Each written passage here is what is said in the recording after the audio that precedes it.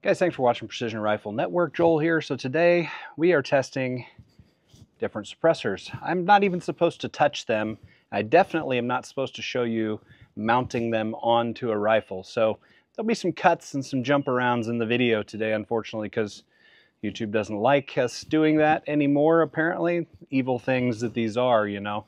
So what I've got here is the KGM K can here, the R30K, and then I've got the R30 standard, and then over here we've got the big Magnum can from Thunder Beast. And I've got some subsonic rounds and I've got some supersonic rounds. The supersonic rounds are using the Sierra Match King 175 grain. They are Federal Gold Medal Match 175 grain.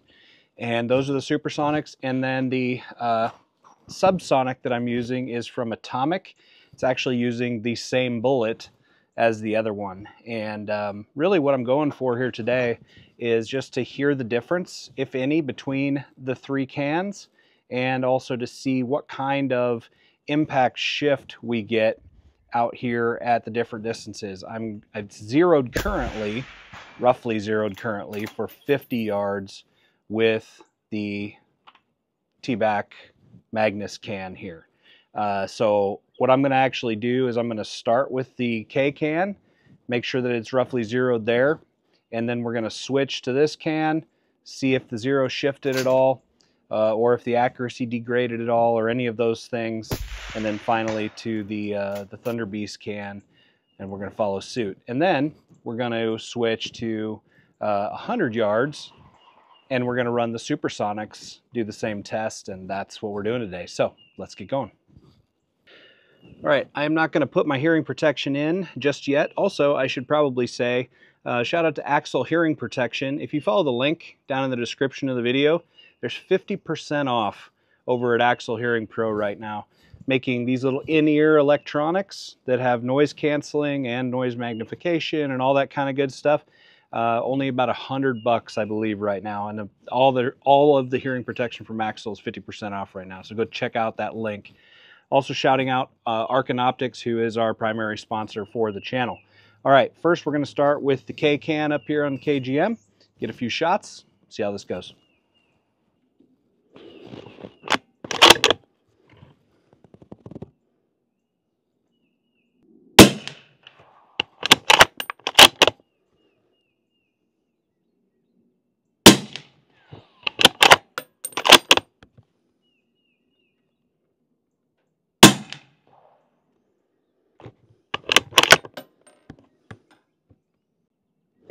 Okay, looking like about 2/10 high of my aiming point, 3/10 high of my aiming point there at 50 yards. And we're looking at probably a sub 1 inch group. I was about to say MOA, but it's at 50 yards. So it's actually greater than an MOA currently with the subsonics. But again, subsonic, not really sure what to expect out of that yet. So, all right, so again, I can't show it. I'm going to switch to the R30 standard size. We'll do that again. Pick a different aiming point here.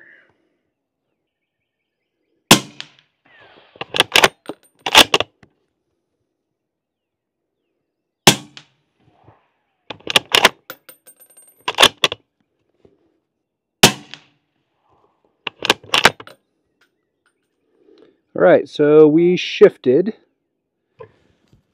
a tenth or two to the left, and the group is the same exact size. So accuracy did not degrade. All we had was about a tenth or two left shift between the two KGM cans. So now I'm going to throw the T back on, and we'll go from there. I'm going to be shooting at a sticky down there that's already got shots on it, but it was from earlier, and I'll mark which ones they are and make sure to show you guys.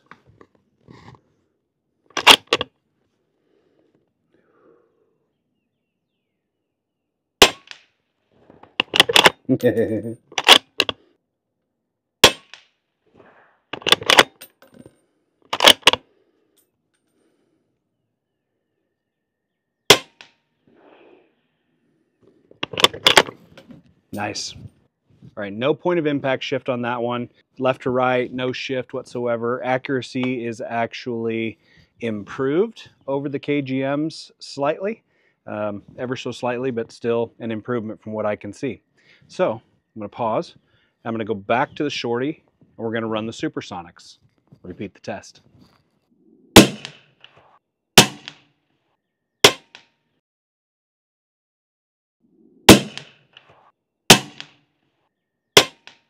Okay, you guys, just to show you the groups down here on the paper. So right down here, we've got the KGM Shorty, the K-Can. Right up here, we've got the R30. Basically the same size group, you can see. Very, very similar between that guy and that guy. And then these three that I marked up here were from the Thunder Beast can. Obviously tighter. We're looking at probably a sub MOA out of that guy, tightened up from this. This is close to sub MOA, but it's not quite there. It's not quite there, but still very usable, obviously, for precision. And I'm assuming with my Supersonics it would be even better, but I didn't mess with those today. Okay, guys, I thought I would start with the Thunder Beast since it's already on there. These are Supersonics. So what you're listening for here is the sound difference, obviously, between the Supersonics and the Subsonics. I'm going to switch through these pretty quickly so that you can just hear it. And listen for the ding on plate, because it should be pretty noticeable, I would think.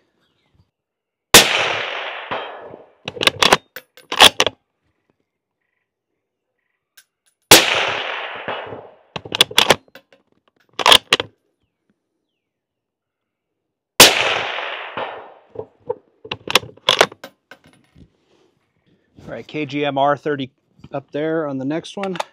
I'm so used to putting them up here, right? Got the bullpup back here, not used to it. All right, same aiming point down there, 250 yards. Again, just listening for the difference between the cans, really.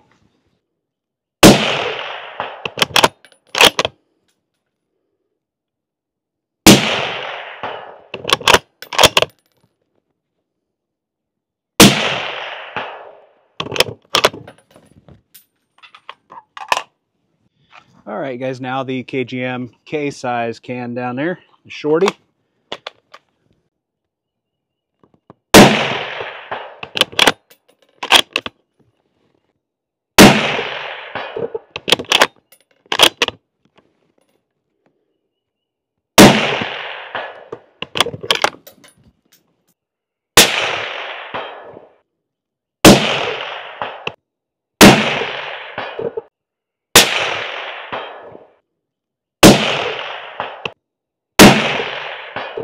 All right, so hopefully you'll be able to hear the difference between all those. So that was kind of one of the things I wanted to do today, compare all those subsonic and supersonic.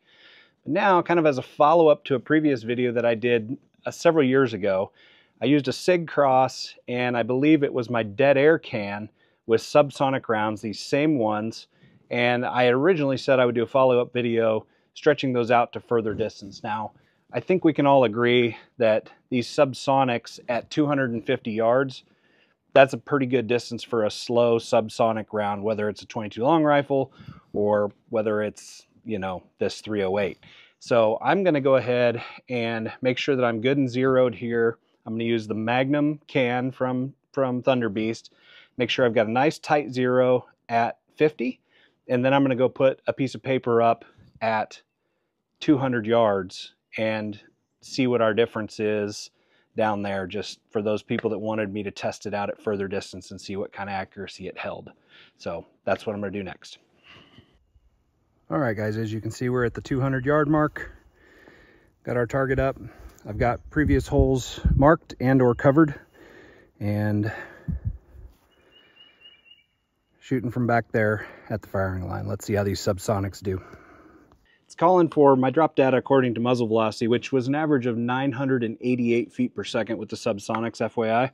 It's calling for 7.1 of elevation out there at the 200 yard target. So I'm dialing that on. I'm holding in the center, and I'm hoping that since we have an almost no wind condition, we'll get impacts and be able to get an accuracy of these at the farther distances, and be able to listen to how sweet and quiet they are. Here we go.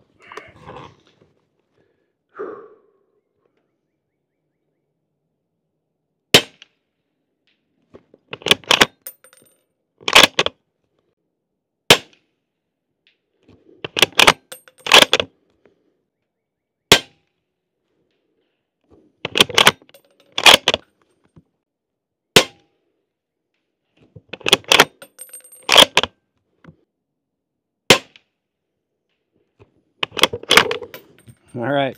I doubt the camera will pick up on it, but that's hilarious because I can hear it here, and it's obviously just a puff. I can actually hear the bullet passing through the paper down there. It sounds almost just as loud to me as this. So anyway, let's walk down to 200 and see what it looks like. Okay, so I'm not really sure what to expect out of that group. I've got 4 shots that are all together and one that I goinked really high. I believe that was a rear bag issue on my part, but you know, whatever.